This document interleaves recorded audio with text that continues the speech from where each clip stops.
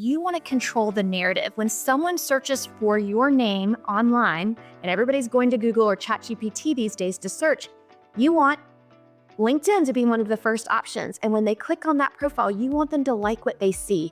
And you want to tell them what you want them to think about you. So I say fully optimize your profile, put a headshot out there that represents you in the absolute best light. And then don't be afraid of connecting with people. It's a social platform. People are there to network and to meet people. And so if you're looking for something new, I recommend reaching out to 3 to 5 people per week with a connection request, because that just opens the door for more conversation. Hi, everyone, and welcome back to Startup Physicians. I am so excited to have a special guest with me today, and I'm excited that you guys are tuning in. I found that in my journey, as I moved from academic medicine to more of a community health system, and then wanted to expand my prospects, I had a very hard time understanding what is my skill set that's translatable to other settings, and what do I need to do to position myself. And many of you who've heard my other podcasts or heard my story know that I was directing a program at a small hospital that was really focused on complex children, and I was really motivated by that work, but it wasn't financially sustainable in fee-for-service. And when that program ended, I remember finding myself in a place where I knew I wasn't happy or well supported for my growth where I was, but I just didn't know what to do next. And I'm so happy, and my life has been changed, that what I invested in first was to work with my guest who's here today, Sarah Johnston, who is just an incredible expert on helping people brand themselves, find new jobs, create all the supporting materials they need to tell their story in a really compelling way across multiple different tools and platforms. And so Sarah made such an impact on my life and my career. I have gone back to her and used her services multiple times, but I think that her perspective is amazing for physicians to hear. And so I wanted her to be one of the first guests I brought on. So thank you, Sarah, so much for being here today. I would love if you could introduce yourself and share a little bit about what you do. I am so excited to be here and just really honored to have watched you evolve. I think you mentioned that we've known each other for a really long time. I met you during your residency at WashU, and you've always been such a powerhouse. And so it's just been so fun to see you supercharged and on a mission to something that you are making such an impact at. But kind of going back to my business and my story, as we mentioned, we met during residency, during my husband's residency as well. And I was working as a recruiter. I loved recruiting. It was really rewarding work, but knowing that we were going to have to move several times throughout, our marriage, I wanted to create a business for myself that I could take that was mobile. And so leveraged my transferable skills to start my own executive resume writing firm. I've now been in business for almost 10 years, and we've worked with over 1,000 executives across the world. I've worked with people on every continent except for Antarctica. Wow, that is so amazing. I really loved seeing your growth as well. And I think that your skill set is one that is so foreign to physicians who have been through, traditional training, because we don't have like a ton of perspective on job markets and how to make ourselves marketable. I mean, we have, our table of this is where I've trained, these are my publications, but nobody really trains us on base things. I tell people all the time, it's hard to read the label when you're inside the jar. And physicians especially are so overworked and head down, and you're taught not to brag about yourself. So it really helps to have an external person validate your skills and show you your worth and all the ways that you can make an impact, even outside of that medicine bubble. I will share from my perspective. When I first came to work with you, I didn't even know what I was looking for. I was just like, I know Sarah. She's great. She seems to have a business that helps people who are in a career transition. So I love to chat with her and see what exactly she does. And I know that the first service I did with you was to write my executive resume and I think my LinkedIn profile and a bio, or we might have just started with one of those things. But what we did was not a document. It was so much more than that. And I think that even if someone is not planning to work with a professional on this, there are some best practices and ways that someone could walk through this sort of an exercise. I found that what was the most valuable to me was really the momentum I had and the confidence that I got from talking to a third party who had to basically pull it out of me what I've been able to accomplish. I was actually at a stage of my career where I not only wasn't very happy, but felt a little bit like a failure that, this great program that I had started and run with a team just didn't survive. And it felt like a failure. But instead of framing it that way, Sarah asked me so many questions that I would never thought to ask. She always wanted me to quantify things. How many people reported to you? What was your budget?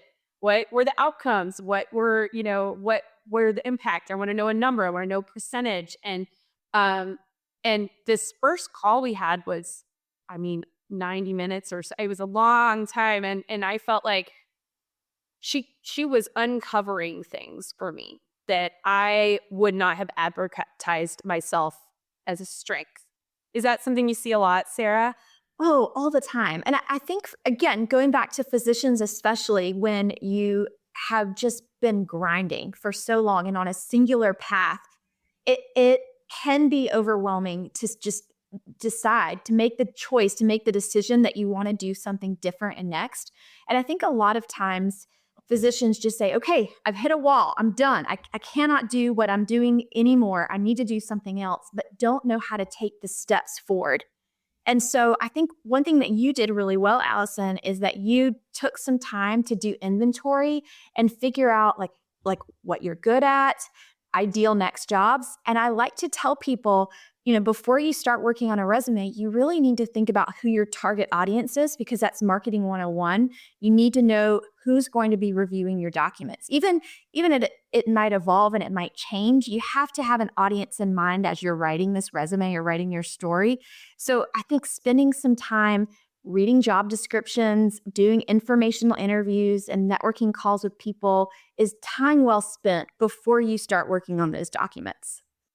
Absolutely. And for me, I feel like before documents, it was even just like, what's my story and Mm. gaining confidence in that. And it was a very self-fulfilling prophecy that as you were interviewing me and helping me uncover skills that I didn't even know these were skills. Like literally, to me, skills were like, can you put in an essential line? And uh, not so many other and more broad skill sets that can apply to multiple areas of industries. And I felt like when you first delivered to me this executive resume that told a story and was very compelling with both a story, a narrative, and data, I was like, oh, wow, someone might hire me. Like I could probably go find a job with this sort of a document.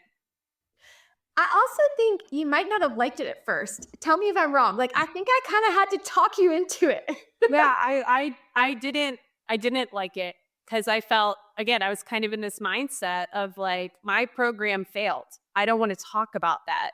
But then when you wrote about it, it was really all about the impact. It was about, and I had been measuring things in the program all along. We had a lot of metrics, we had publication on it. And, sometimes it's really your emotion you have to overcome. And if you take that part out of it, or someone like kicks it out of you like you did for me, yeah, it was uncomfortable. But I remember being so floored when I got it back and I was like, this really tells a story. And now I feel like I have like multiple directions I could think about. And then the next thing we worked on was LinkedIn, which we're going to talk about LinkedIn. I was also very against LinkedIn because I don't really like social media. It makes me uncomfortable. I couldn't figure it out. I was like, oh my gosh, people can see if I look at their profile. How does this thing work? So I would love for you to chat for a minute about why physicians need to be on LinkedIn and your thoughts on that whole area. Oh, yeah. I hear this from people all the time. They're afraid their patients are going to find them on LinkedIn and reach out. They're concerned about the ick factor of, oh, I don't want to be an influencer or whatever. I don't want to put content out there. But the thing is marketing is all about visibility. And if you want more opportunities, if you want people to call you, if you want people to think about you when there's something new, you have to be visible. And LinkedIn has really high domain authority in terms of an SEO perspective. And so if you think about Google search results, LinkedIn is often one of the first 10 results when someone searches for your name. And so I tell people all the time, you want to control the narrative. When someone searches for your name online, and everybody's going to Google or ChatGPT these days to search, you want LinkedIn to be one of the first options. And when they click on that profile, you want them to like what they see. And you want to tell them what you want them to think about you. So I say fully optimize your profile, put a headshot out there that represents you in the absolute best light. And then don't be afraid of connecting with people. And I think that's where folks get the cringe factor, like at the height of the cringe factor, is they don't want to connect with folks. But I think it's just an absolute open invitation. It's a social platform. People are there to network and to meet people. And so if you're looking for something new, I recommend reaching out to 3 to 5 people per week with a connection request, because that just opens the door for more conversation.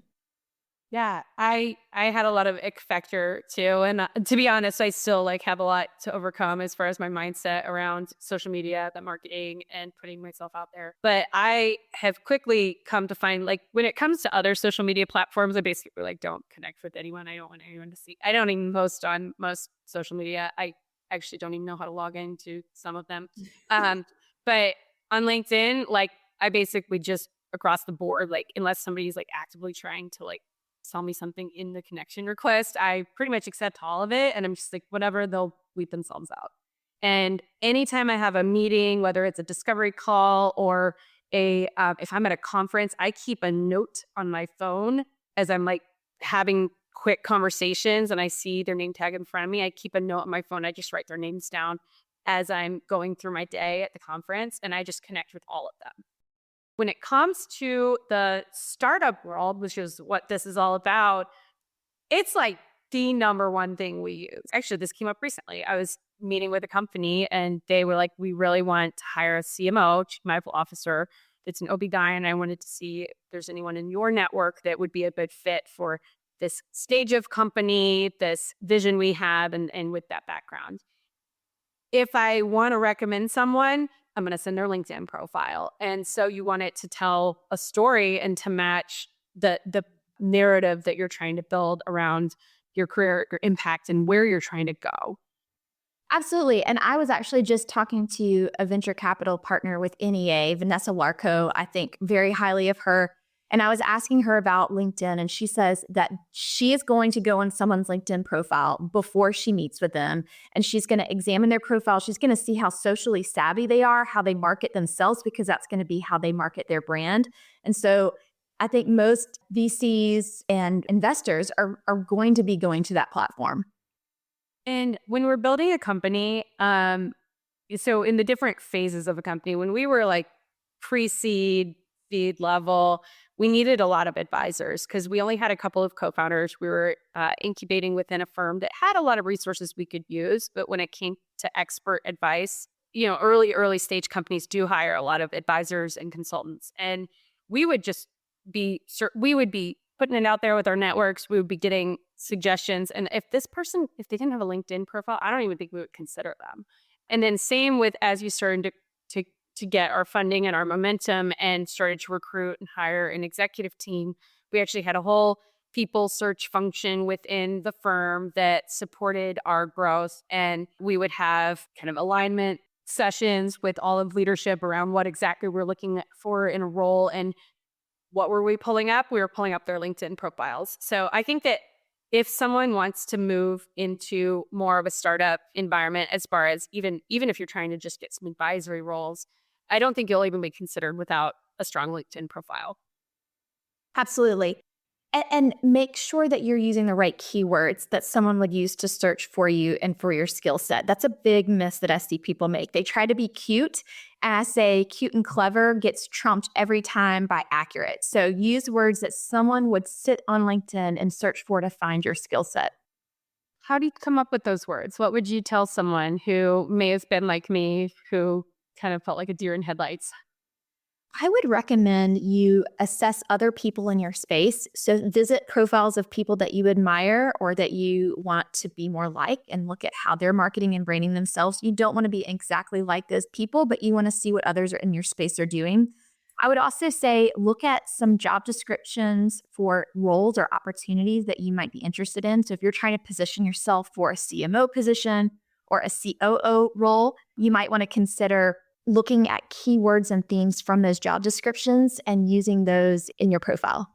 That's such a great idea because if I was looking to be a chief medical officer for a very specific type of company, like in my specialty, and nothing's quite come up yet, there's no reason why you can't use CMO jobs from a kitty care company or another early, as long as the company's kind of the same stage as what you're looking for. Yeah, it's great advice to go look at, what other people are looking for in candidates and then position yourself around that. Absolutely. Okay, this is going to show my ignorance. Okay, right under my name on LinkedIn, and you wrote this, there's a blurb of is this your keywords where you put, like mine says trusted clinical advisor, healthcare startup co-founder, the tagline that comes up when you first look at someone's LinkedIn profile. How do you advise people on what to put there? Absolutely. That is one of the most important sections of your LinkedIn profile.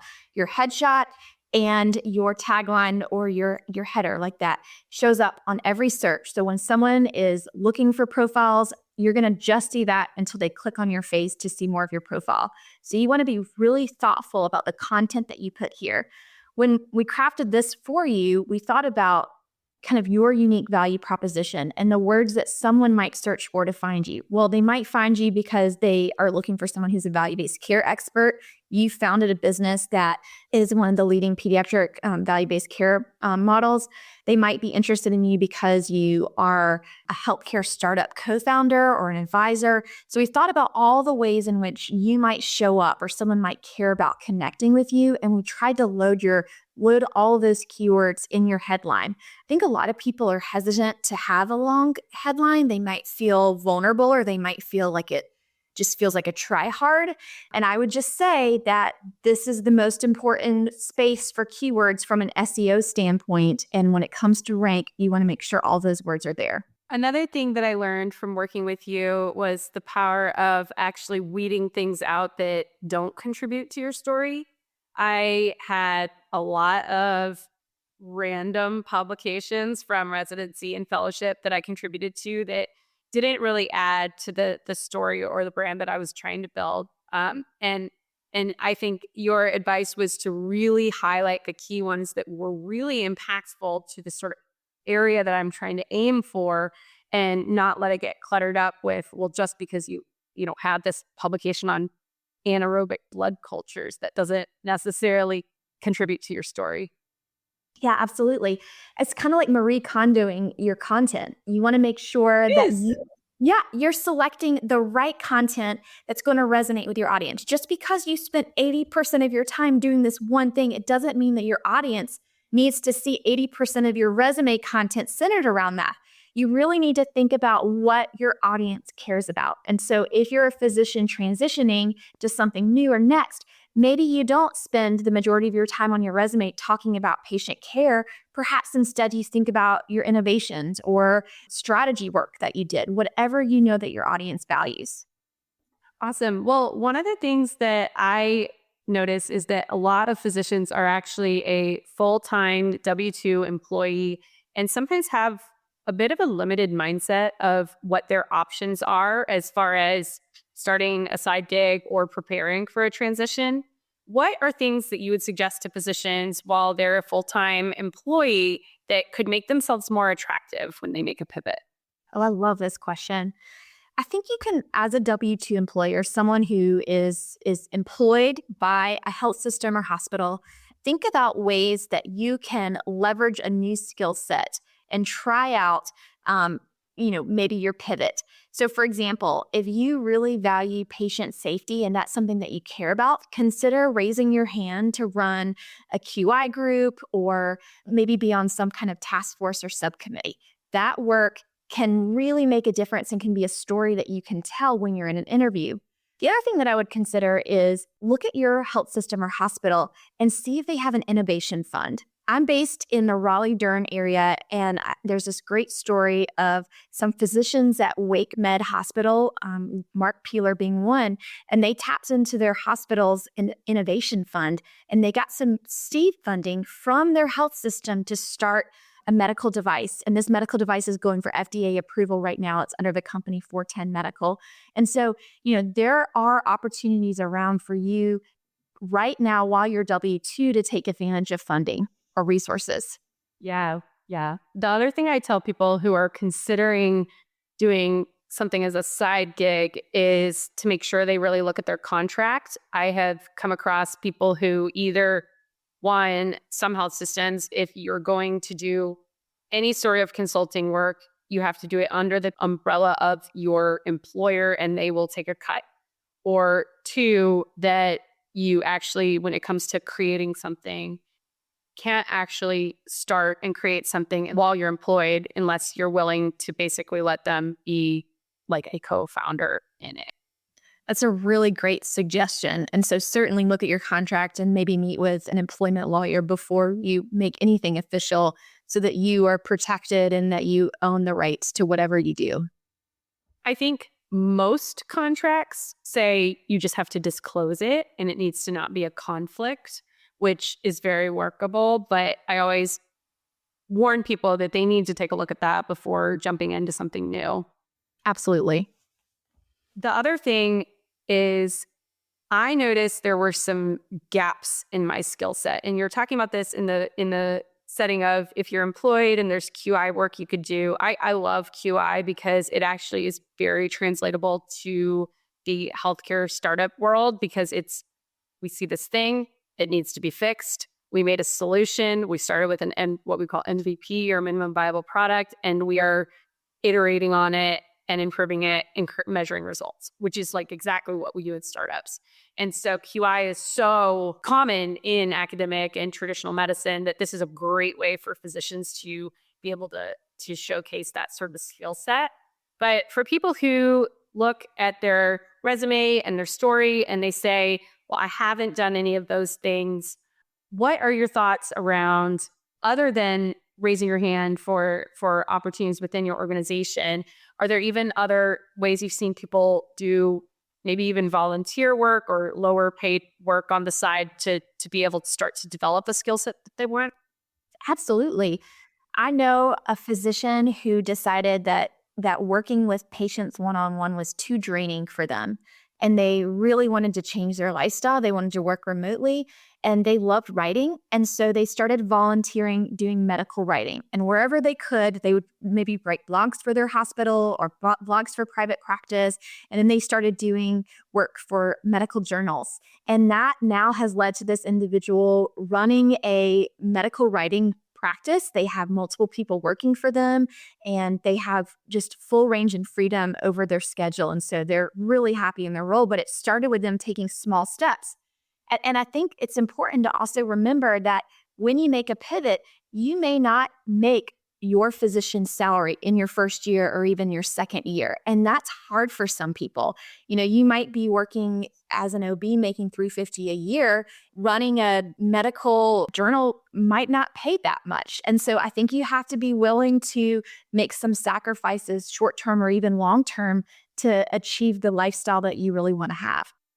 Yeah. And you can design a transition plan also. You can say, okay, here's where I am right now. And if I start to build this up on the side that I do in my own free time and it's allowed in my contract, then once I hit a certain threshold, then I could consider going down to 0.9 or 0.8. I think that even just that slightest difference in FTE can make such a life-changing difference for physicians because a lot of us are just pushed in so many directions. And what's considered full-time is really demanding in that it's not just fitting within work hours. And it was so many physicians who are, charting well into the night every night. I still practice medicine. I have 2 places that I practice pediatric emergency medicine, but by having cut it way back and doing it on my own terms, I love it. I love going to the ER. I love taking care of kids. I love talking to parents. And sometimes in the midst of a transition plan or a pivot, you can find a new joy with the career that maybe you were feeling burnt out from before. And I think you also have to get over, and I don't know if you felt this way, Allison, when you were making a pivot, just this shame and disappointment of feeling like you're letting people down. And I think that when it comes to people that I've worked with in medicine, they've been so singularly focused on building a career in medicine. And so many people have invested in them to achieve that success as being a physician. And they feel like they're letting people down, whether that's their parents who paid for medical school, their spouse who moved across the country for them to go to residency or fellowship. It could be their attendings that they work with, their fellow colleagues. They feel like they're, choosing an alternative path and they feel judged by their choice. But the thing that I tell people all the time is you only have to make yourself happy and maybe your spouse and your family, but you have to choose the path that is going to make you happy and help you sleep better at night. And no one else can, you just have to shut out the noise. And once you focus on your path, other people will get on board and will see that you made the right choice for you. Absolutely. And I think that you have to realize that there's a lot that you can do with your clinical skills. And that's what I'm constantly telling people is it's not truly a huge career change. It may be, but it's still foundationally based on your clinical knowledge and skills. I could never have had any of the positions that I've had recently or lately without having gone to medical school, residency, fellowship, and working full-time as an attending. That is my foundation. That is what allowed me to take these roles. And so it's just applying your skills in a new way and really evaluating what it is that you want and how to get there. And I think that, for people who may say like, oh, I've never been on a advisory board or I've never done clinical product design. Well, guess what? There's people that would love your skill set for a lower price point to let you get that experience on your resume. So if there's a startup that's bootstrapping something and they really want advice on, their clinical model or something that they're designing, that could almost be a knowledge exchange. And they would probably be happy to pay you in equity, which we'll talk about compensation in a future episode. But for someone who's just starting out, you could get so much experience working with founders and helping them create product and really developing that skill on the side. Or you could do an advisory board for a nonprofit. Like there's so many nonprofits that would love to have a physician advisor. And you can really build that skill on your resume and make yourself more marketable. And that, little thing that you do, whether it be, 1 hour a month or 15 hours a week, that grows. Your career is a journey and everything that you do builds on your skill set. I did a resume recently for a CEO of a health plan, a state health plan. And this person started her career as a physician. And when she left medicine, the traditional medical path, her parents were so disappointed because they felt like, she had invested so much in that career path. And she took a role that was maybe a sidestep or even a step backwards.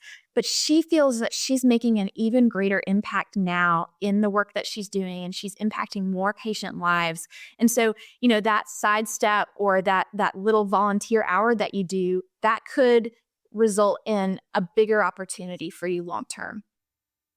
And yeah, just to close with that, I feel like my work with you was, I think, about 6 or 8 months before I jumped into the private equity world. It actually wasn't even on my radar as a possibility, but having worked with you and built my story and my narrative and really understood what I was aiming for and all my skill sets, packaged them in these tools with my LinkedIn and my CV and my bio.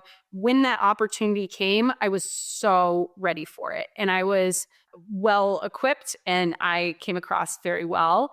for anyone out there who is considering doing this exercise, I certainly think there is a lot of ability to DIY this. Maybe use ChatGPT or Claude to help, go back and forth and ask questions and try and really pull it out of yourself, how you would want to position yourself.